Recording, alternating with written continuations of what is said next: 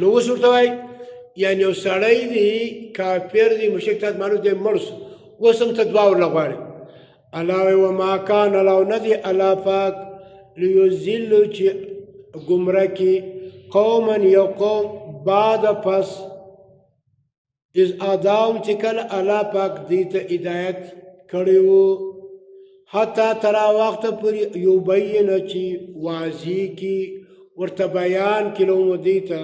ما هغه اعمال یتقون چې دې د هغه څخه ځان وګوري الله دا مشرک دا کافر دا منافق دغه بدعتي چې مړ سو دې ته دعا مه غواړې ته ورله غواړې که تا ورته وغوښتله نو تم دغه شی الله تا مستا ګمراه کوي نه مګر په دغه عمل سره تا ګمراه کوي کافر کوي چې ته د الله حکم دی نو الله دعا مه غواړې ته ورله غواړې